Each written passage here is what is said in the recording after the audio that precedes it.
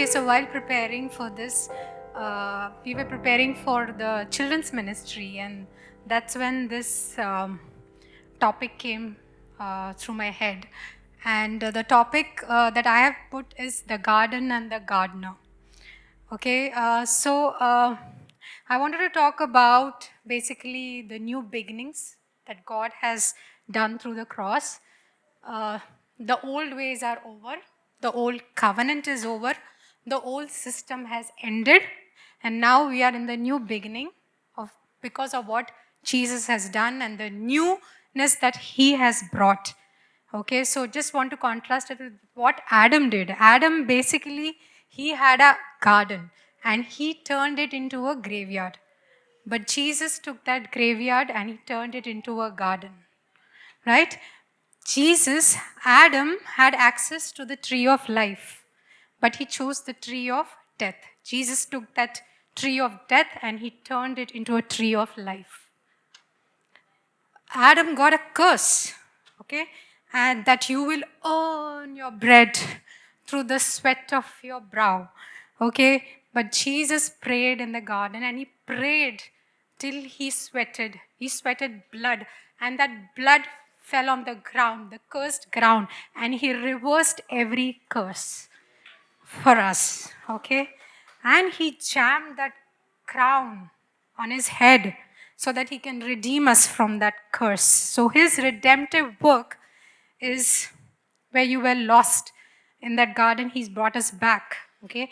And it was not an accident that he was buried in the garden, because if you are going to build a new garden, you need to put in a new seed, and you are going to plant a new seed, and the new seed is Jesus. This is the incorruptible seed, okay?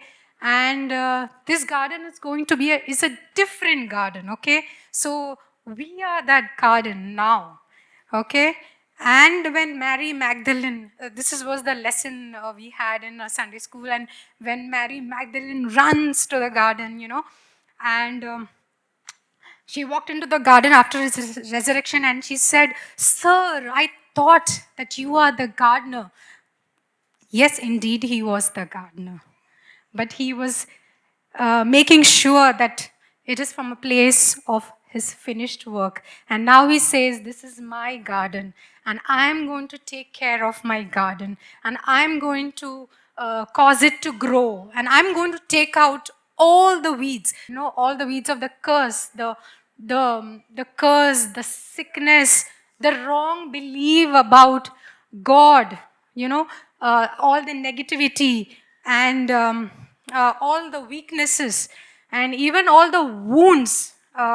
He's going to take away because he was wounded for our transgression.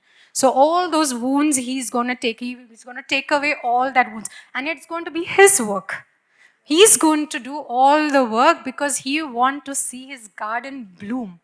And he's going to be he's the keeper of that garden, and he's going to see to it that we are going to bloom, and his blessings over our life is always going to be there. And his hand is always going to be there in this garden, and his hand is always going to be there in our life. And his hand is not the hand of curse anymore. His hand is always to bless his children and to see to it that it will grow. I remember when Kiara was small, and you want your child to grow, and you want your child to, you're always trying to nurture your child, but the child would sometimes just deny, will throw your food here, there, everywhere, want to eat the chappals, but uh, but but we still nurture our children, right? We still want to see them grow, and that's how our God the Father is, and He will cause to us to grow, and He will take care of us. He will nurture us. That is His promise, and He's going to bless us. He's going to see to it that we will bloom. Okay, so that is what Jesus has done for us, and He's the keeper of this garden.